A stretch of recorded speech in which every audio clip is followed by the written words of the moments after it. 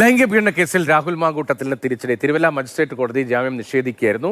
Rahul Mavelikkara sub ജയിലിൽ തന്നെ തുടരാം. സെഷൻസ് കോടതിയെ സമീപിക്കാനാണ് പ്രതിഭാഗത്തിന്റെ തീരുമാനം. CK അഭിലാൽ നമുക്ക് വിവരങ്ങളുമായി ചെന്നത്. അഭിലാൽ, ഏത് സാഹചര്യത്തിലാണ് രാഹുലിന് ജാമ്യം കോടതി നിഷേധിച്ചത്? ഇനിയുള്ള അപ്പീൽ ഉൾപ്പെടെയുള്ള അടുത്ത നടപടിക്രമങ്ങൾ ഏത് തരത്തിലായിരിക്കും? അന്വേഷണ സംഘത്തിന്റെ നിലപാട് എന്താണ്? ക്രൈംബ്രാഞ്ച് കേസ് 100/2026 ബലാത്സംഗം, ഭീഷണിപ്പെടുത്തൽ എന്നീ വകുപ്പുകൾ ചുമത്തപ്പെട്ട കേസിലാണ് രാഹുൽ മാങ്കൂട്ടത്തിന് കനത്ത തിരിച്ചടി ഉണ്ടായിട്ടുള്ളത്. ഇദ്ദേഹത്തിന്റെ ജാമ്യം നിഷേധിച്ചുകൊണ്ട് ബെയിൽ ആപ്ലിക്കേഷൻ ഡിസ്മിസ്ഡ് എന്ന ഒറ്റ വാചകത്തിൽ ജഡ്ജ് അരുന്ധതി ദിലീപ് ഉത്തരവ് ഒതുക്കുകയാണ് ഉണ്ടായത്. Bail application dismissed. എന്തൊരു കോമഡിയാണിത്. ഇതിന് കോമഡി എന്നാ പറയുക. എന്തിനാ നമ്മുടെ നാട്ടിൽ ഇങ്ങനെ കുറേ നിയമ സംവിധാനങ്ങൾ? ഒരു മജിസ്ട്രേറ്റ് കോടതി, ആ മജിസ്ട്രേറ്റ് കോടതിയിൽ ഇന്നലെ അടച്ചിട്ട മുറിയിൽ മണിക്കൂറുകൾ നീണ്ട വാദപ്രതിവാദം. ഈ വാദപ്രതിവാദങ്ങൾക്കൊടുവിൽ കോടതി പറയുന്നു ബെയിൽ ആപ്ലിക്കേഷൻ ഡിസ്മിസ്ഡ് എന്ന്. ഒരൊറ്റൊരു സെൻറ്റൻസ്.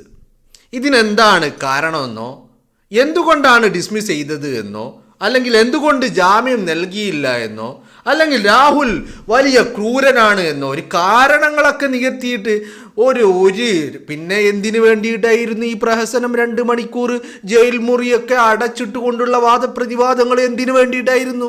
എനിക്കതാണ് മനസ്സിലാവാത്തത്. ഇതൊക്കെ കേട്ടിട്ട് അല്ല പിന്നെ ഇതിന് കേൾക്കാൻ നിൽക്കരുത്.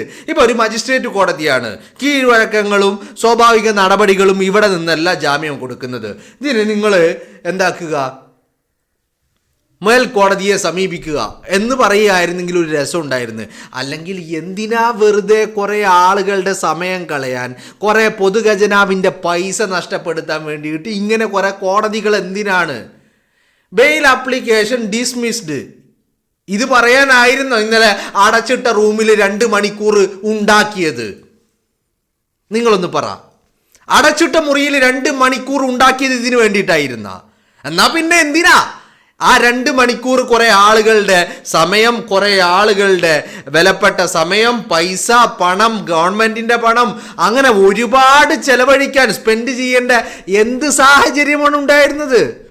ആദ്യം തന്നെ ഇപ്പൊ കോടതിയിൽ പറയാണ്, അഭിഭാഷകൻ പറയാ ജാമ്യം വേണം എന്ന് പറയുമ്പോൾ പറയാമായിരുന്നു അത് ഞാനല്ല തീരുമാനിക്കണം, അടുത്ത കോടതിക്ക് പോകാം, തീർന്നല്ലേ?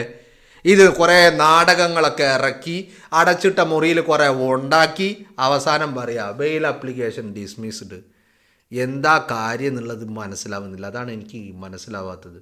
ഇനിയിപ്പോൾ ഞാനിത് പറയുമ്പോൾ അയ്യോ കോടതിയെ അവഹേളിച്ചു, ദിലീപ് കുറ്റക്കാരനല്ലെന്ന് പറഞ്ഞപ്പോൾ കോടതിയെ പറയാത്ത തെറികളൊന്നുമില്ല. എല്ലാവരും, കേരളത്തിലെ മാധ്യമങ്ങളടക്കം കോടതിയിലെ ജഡ്ജിയെ ഒക്കെ പറയാത്ത വാക്കുകളില്ല, അധിക്ഷേപിക്കാത്ത രീതിയില്ല, ഒന്നുമില്ല. ഇപ്പം നമ്മളിത് പറയുമ്പോൾ വലിയ കുഴപ്പമായിരിക്കും. ഞാൻ ചോദിക്കുന്നത്, ഇപ്പം മജിസ്ട്രേറ്റ് കോടതിക്ക് ഇങ്ങനെ ഒരു കീഴ്വഴക്കമില്ല എന്ന് കരുതുക, മജിസ്ട്രേറ്റ് കോടതിക്ക് ജാമ്യം നൽകാനുള്ള അധികാരമില്ല എന്ന് കരുതുക. എന്നാൽ പിന്നെ ഈ ജാമ്യത്തിന് മേലുള്ള വാദപ്രതിവാദങ്ങൾ എന്തിനാണ് കേൾക്കുന്നത്? അതാണ് ഞാൻ ചോദിക്കുന്നത്. മനസ്സിലായില്ലേ? ഈ ജാമ്യത്തിന് മേൽ വാദപ്രതിവാദം 2 മണിക്കൂർ അടച്ചിട്ട മുറിയിൽ ഈ പ്രഹസനം എന്തിനാണ് എന്നാണ് ഞാൻ ചോദിക്കുന്നത്. അങ്ങനെ ഒരു അധികാരമില്ലെങ്കിൽ അധികാരമുള്ളവർ കേൾക്കുക. വെറുതെ കുറേ ആളുകളുടെ സമയം നഷ്ടപ്പെടുത്തുക, വെറുതെ സർക്കാരിൻ്റെ ഖജനാവിലെ പണം ദൂർത്തടിക്കുക, വെറുതെ ആർക്കോ വേണ്ടി എന്തിനോ വേണ്ടി എന്തോ ഒരു തനിക്ക് എന്തോ മാസം ശമ്പളം കിട്ടണം, അതിനു വേണ്ടി താൻ അങ്ങനെ ഇരുന്ന് കൊടുക്കുക എന്നുള്ള രീതിയിലൊക്കെ ഈ രാജ്യത്തിൻ്റെ ജുഡീഷ്യറി ഇങ്ങനെയൊക്കെയാണ് പ്രവർത്തിക്കുന്നതെങ്കിൽ എന്തിനാ പിന്നെ ജുഡീഷ്യറി? അല്ലേ? ഞാൻ പറഞ്ഞു വരുന്നത്, ഇപ്പം രാഹുൽ മാങ്കൂട്ടത്തിൻ്റെ ജാമ്യാപേക്ഷ അത് തള്ളിക്കൊണ്ട് കോടതിയിൽ നടന്നിരിക്കുന്ന ഒരു തീരുമാനമാണ്. ഞാൻ ഇങ്ങനെ ആലോചിക്കുക, എനിക്ക് എത്ര ആലോചിച്ചിട്ടും മനസ്സിലാവുന്നില്ല. കോടതി ഒരൊറ്റ സെൻറ്റൻസാണ് പറഞ്ഞിരിക്കുന്നത്, ബെയിൽ ആപ്ലിക്കേഷൻ ഡിസ്മിസ്ഡ്. ഇത് പറയാൻ എന്തിനാ ഇത്ര 2 മണിക്കൂർ അടച്ചിട്ട റൂമിൽ ഉണ്ടാക്കിയത് എന്നാണ് ഞാൻ ചോദിക്കുന്നത്. എന്തിനാ ഒരുപാട് ആളുകളുടെ സമയം? സർക്കാരിൻ്റെ പണം ഇതൊക്കെ എന്തിനാ വെറുതെ ഇങ്ങനെ ഒരു കാര്യമില്ലാണ്ട് അങ്ങനെ ചെലവഴിക്കുക? സാധാരണക്കാരൻ നികുതി പണം കൊടുക്കുന്ന പണത്തിൽ നിന്ന് ഇതൊന്നും നമ്മളാരും പറയാൻ പാടില്ല കേട്ടോ, ചോദ്യം ചെയ്യാൻ പാടില്ല, ചോദിക്കാൻ പാടില്ല, ശബ്ദം ഉയർത്താൻ പാടില്ല. അപ്പോൾ അധിക്ഷേപമാവും, കോടതി അലക്ഷ്യമാവും. മിണ്ടരുത്, വാ തുറക്കരുത്, പ്രശ്നമാണ്. എന്തിനാടോ ഇങ്ങനെ കുറെ കോടതികൾ?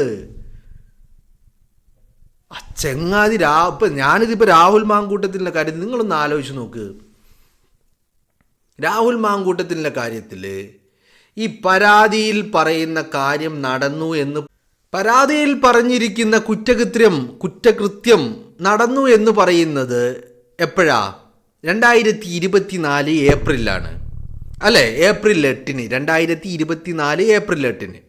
അപ്പോൾ ഈ കുറ്റകൃത്യം നടന്നു എന്ന് പറഞ്ഞിരിക്കുന്ന ആ കുറ്റകൃത്യം ശരിയാണെന്ന് തന്നെ കരുതുക. ആ പരാതിയിൽ പറയുന്ന കാര്യങ്ങൾ ശരിയാണെന്ന് തന്നെ കരുതുക. അങ്ങനെ ആ പരാതിയിൽ പറയുന്ന കാര്യങ്ങൾ ശരിയാണെന്ന് വെച്ചുകൊണ്ട് ഈ പരാതിക്കനുസരിച്ച് ഒരു ചാർജ് ഷീറ്റ് തയ്യാറാക്കുകയാണെങ്കിൽ ഏത് നിയമമാണ് അതിൽ അപ്ലിക്കബിൾ ആവുന്നത്? അതിൽ അപ്ലിക്കബിൾ ആവുന്നത് BNS ആണ്, ഭാരതീയ ന്യായ സംഹിത. ഇതിൽ IPC അപ്ലിക്കബിൾ അല്ല. കാരണം എന്താ? BNS 2023 മുതൽ ഈ രാജ്യത്തിൻ്റെ നിയമം എന്ന് പറയുന്നത് BNS ആണ്. അതിന് മുൻപ് ഈ BNS നിലവിൽ വരുന്നതിന് മുൻപുള്ള കുറ്റകൃത്യങ്ങൾക്കാണെങ്കിൽ IPC ഒക്കെ വരും. അതിനുശേഷം BNS നിലവിൽ വന്ന ശേഷമുള്ള കുറ്റകൃത്യങ്ങൾക്കാണെങ്കിൽ BNS ആണ് ചാർജ് ചെയ്യേണ്ടത്.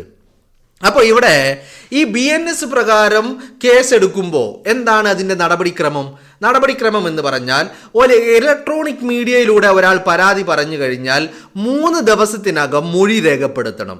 ഈ 3 ദിവസത്തിനകം മൊഴി രേഖപ്പെടുത്തണമെന്ന് മാത്രമല്ല, ഈ പരാതിക്കാരിയുടെ മെഡിക്കൽ പരിശോധന നടത്തണം. ഇത് രണ്ടും ചെയ്തതിന് ശേഷം ഈ മൊഴി രേഖപ്പെടുത്തുമ്പോൾ വേറെ 2 നിബന്ധനകളുണ്ട്. ഒന്ന്, വീഡിയോഗ്രാഫി ചെയ്യണം. പിന്നെ ഓറൽ ഇത് കിട്ടിയതിന് മൊഴി കിട്ടിയതിന് ശേഷം സൈൻ ചെയ്ത് വാങ്ങണം. അപ്പോൾ മെഡിക്കൽ പരിശോധനയും നടത്തണം. ഇത് രണ്ടും നടത്തിയതിന് ശേഷം മാത്രമേ ഈ കുറ്റക്കാരനിലേക്ക് എന്തെങ്കിലും ഒരു നടപടിയുമായിട്ട് നീങ്ങാൻ സാധിക്കുകയുള്ളൂ. ഇവിടെ രാഹുൽ മാങ്കൂട്ടം കേസ് ചാർജ് ഇരിക്കുന്നത് IPC പ്രകാരം അത് നിലനിൽക്കില്ല. കാരണം ഈ ആരോപിച്ച കുറ്റം നടന്നിരിക്കുന്നത് 2024 അതായത് BNS ആക്ട് നിലവിൽ വന്നതിന് ശേഷമാണ്. അപ്പോൾ രാഹുൽ മാങ്കൂട്ടത്തിനെതിരെ എല്ലാ അന്യായങ്ങളും നടത്തിയിട്ട് ഈ നിയമത്തിൻ്റെയും ജുഡീഷ്യറിയുടെയും എല്ലാ നടപടിക്രമങ്ങളെയും കാറ്റിൽ പറത്തി അയാളെ അറസ്റ്റ് ചെയ്തിട്ട് അയാൾ ജാമ്യത്തിന് വേണ്ടി കോടതിയിൽ പോകുമ്പോൾ കോടതി പരാതിക്കാരി പറയുന്നതനുസരിച്ച് അടച്ചിട്ട മുറിയിൽ വാദപ്രതിവാദങ്ങൾ നടന്നു കഴിഞ്ഞ് 2 ദിവസം വാദപ്രതിവാദങ്ങൾ നടന്ന് പിറ്റേന്നത്തേക്ക് മാറ്റിയിട്ട്, ഇപ്പം ഇന്നലെയാണല്ലോ വാദപ്രതിവാദം നടന്നത്. അപ്പോൾ ഇന്നലെ കോടതി എന്താ പറഞ്ഞത്? നാളെ പറയാം വിധിയെന്ന്. എന്നിട്ട് ഇന്ന് പറയാണ് ബെയിൽ ആപ്ലിക്കേഷൻ ഡിസ്മിസ്ഡ്. ഒരൊറ്റ സെൻറ്റൻസ്. അതിനപ്പുറത്തേക്ക് എന്തുകൊണ്ടെന്നോ എന്താ കാരണമെന്നോ എന്താ കാര്യമെന്നോ എന്നൊന്നുമില്ല. ഇത് പറയാനാണെങ്കിൽ എന്തിനായിരുന്നു അടച്ചിട്ട മുറിയിൽ ഈ പ്രഹസനം ഉണ്ടാക്കിയത്? എന്തിനായിരുന്നു ഇന്നലെ ഇത് നാളെ പറയാമെന്ന് പറഞ്ഞത്? ഇതൊന്നും കേൾക്കുന്നതിന് മുമ്പ് ഇപ്പോൾ കുറ്റാരോപിതൻ രാഹുൽ മാങ്കൂട്ടമാണല്ലോ. രാഹുൽ മാങ്കൂട്ടത്തിൻ്റെ അഭിഭാഷകൻ പറയാണ് ജാമ്യാപേക്ഷ ഉണ്ട് എന്ന് പറയുമ്പോൾ അത് ഞാനല്ല, അത് വേറെ എവിടെയെങ്കിലും മറ്റു മേൽക്കോടതികളിലേക്ക് പോ എന്ന് പറഞ്ഞാൽ പോരെ? ഇത് എല്ലാം കേൾക്കേണ്ടതൊക്കെ കേട്ട് കുറേ ആളുകളുടെ സമയം നഷ്ടപ്പെടുത്തി സർക്കാരിൻ്റെ ഖജനാവിലെ പണം ദൂർത്തടിച്ച് ഒക്കെ കഴിഞ്ഞിട്ട് പറയാ നാളെ പറയാന്ന്. എന്നാൽ നാളെ എന്താ പറയുന്നത്? Bail application dismissed. ഇത് ഇന്നലെ പറയാൻ കഴിയാത്തതാണോ? അതോ ജഡ്ജിയെ കൊണ്ട് ആരെങ്കിലും പറയിക്കുന്നതാണോ? അങ്ങനെ നമുക്കും ചോദിക്കാമല്ലേ. ഇപ്പൊ ദിലീപിന് കുറ്റക്കാരനല്ലെന്ന് പറഞ്ഞപ്പോൾ എന്തൊക്കെ പറഞ്ഞു ജഡ്ജിക്കെതിരെ? എന്തൊക്കെയായിരുന്നു ഇവിടെ ജഡ്ജിക്കെതിരെ? അപ്പോൾ അങ്ങനെ പറയാമെങ്കിൽ നമുക്കിത് പറഞ്ഞൂടെ? ജഡ്ജിയെ കൊണ്ട് ആരെങ്കിലും പറയിക്കുന്നത്? ഇപ്പൊ ഇന്നലെ പറയാമെന്ന് പറഞ്ഞ് ബെയിൽ ആപ്ലിക്കേഷൻ ഡിസ്മിസ്ഡ് എന്ന് പറയാനാണോ ഇന്നലെ നാളെ പറയാന്ന് പറഞ്ഞത്? എന്തോടോ ഇത്? എന്താണ് ഇതിന്റെ അവസ്ഥ? എനിക്ക് മനസ്സിലാവുന്നില്ല. ഇതിപ്പോ ഇന്നലെ ഈ പറയുന്ന അടച്ചിട്ട മുറിയിൽ ഉണ്ടാക്കുന്നതിന് മുമ്പ് പറയാമായിരുന്നില്ലേ ബെയിൽ ആപ്ലിക്കേഷൻ ഡിസ്മിസ്ഡ്, വേറെ എവിടെയെങ്കിലും പോയിട്ട് ജാമ്യം വാങ്ങിക്കോ എന്ന്? അതിന് പകരം ഈ നാടകങ്ങൾ അത്രയും ഉണ്ടാക്കിയിട്ട് എനിക്ക് തോന്നുന്നത് ഈ ജഡ്ജിയും ആരോ പറഞ്ഞു കൊടുത്തിട്ടുണ്ട്, നിങ്ങൾ ഇങ്ങനെ മാക്സിമം രാഹുൽ മാങ്കൂട്ടത്തിനെ ജയിലഴിക്കുള്ളിലിടണം. ഓരോ ദിവസം ഓരോ കാരണങ്ങൾ പറഞ്ഞ് ബെയിൽ അപ്ലിക്കേഷൻ ഡിസ്മിസ്ഡ് എന്ന് പറയാൻ ഇങ്ങനെ രാഹുലിനെ അപേക്ഷയുമായി വരുമ്പോൾ ആദ്യം അപേക്ഷയുമായി വന്നു, നാളെ പരിഗണിക്കാമെന്ന് പറഞ്ഞു. 2 ദിവസം കഴിഞ്ഞിട്ട് പരിഗണിക്കാമെന്ന് പറഞ്ഞു. 2 ദിവസം പരിഗണിക്കാൻ പോയപ്പോൾ ഇല്ല, റിമാൻഡിൽ തന്നെ വെച്ചുകൊണ്ട് പിറ്റേന്ന് മാറ്റി. പിറ്റേന്ന് വന്നപ്പോൾ അടച്ചിട്ട മുറിയിൽ ഉണ്ടാക്കി. അത് കഴിഞ്ഞ് അടച്ചിട്ട മുറിയിൽ ഉണ്ടാക്കിയെല്ലാം കഴിഞ്ഞിട്ട് പറഞ്ഞു നാളെ പറയാമെന്ന്. നാളെ ആയപ്പോൾ പറയുന്നു ബെയിൽ അപ്ലിക്കേഷൻ ഡിസ്മിസ്ഡ് എന്ന്. ഇതെന്ത് ന്യായമാണോ? ഇതെന്ത് നീതിയാ? ഇതിനാണോ നീതി നിയമം എന്നൊക്കെ പറയുന്നത്? ഇങ്ങനെയാണോ നിയമം എന്ന് പറയുന്നത്?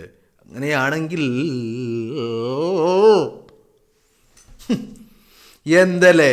അതാ ഞാൻ ചോദിച്ചത്. ഇനി ആരെങ്കിലും പറഞ്ഞു കൊടുക്കുന്നുണ്ട് ഇങ്ങനെ ചെയ്യണം, അവനെ മാക്സിമം 4-5 ദിവസം അകത്തിടണം, അങ്ങനെയാണോ? അങ്ങനെയാണെന്ന് സംശയിക്കേണ്ടിയിരിക്കുന്നു എന്നുള്ളതാണ് എനിക്ക് മനസ്സിലാക്കാൻ കഴിയുന്നത്. അല്ലെങ്കിൽ ഈ അടച്ചിട്ട മുറിയിൽ 2 മണിക്കൂറും 3 മണിക്കൂറും ഉണ്ടാക്കിയതിന് ശേഷം നാളെ പറയാമെന്ന് പറഞ്ഞിട്ട് ബെയിൽ അപ്ലിക്കേഷൻ ഡിസ്മിസ്ഡ് എന്ന്. ഇത് വെറുതെ ഈ സമയത്തിനൊന്നും ഒരു വിലയില്ലടോ. സാധാരണക്കാരൻ്റെ നികുതി പണത്തിനൊരു വിലയുമില്ലേ? അത് ഇങ്ങനെ വെറുതെ വേസ്റ്റാക്കാൻ വേണ്ടിയുള്ള ഒരു സാധനമാണോ? ഈ സമയത്ത് വേറെ ഏതെങ്കിലും കേസ് കേൾക്കാൻ പാടില്ലായിരുന്നോ? എത്ര കേസ്, കോടിക്കണക്കിന് കേസ് ഈ രാജ്യത്ത് കെട്ടിക്കിടക്കുന്നില്ലേ? ഇപ്പോൾ ഈ പറയുന്ന കോടതിയുടെ പരിഗണനയിൽ തന്നെ വരേണ്ട എത്ര കേസുകളുണ്ട്, അതൊക്കെ പരിഗണിക്കാമായിരുന്നില്ല. അതിന് പകരം ഈ നാടകമൊക്കെ എന്തിനാണ് വെറുതെ സമയം വേസ്റ്റ് ചെയ്യുന്നത്? സാധാരണക്കാരൻ്റെ നികുതി പണത്തിന് യാതൊരുവിധ വാല്യൂ ഇല്ല എന്ന് നമ്മുടെ രാത്രിയിലെ ജുഡീഷ്യറി പോലും അങ്ങനെയാണ് കാണുന്നത്. വല്ലാത്തൊരു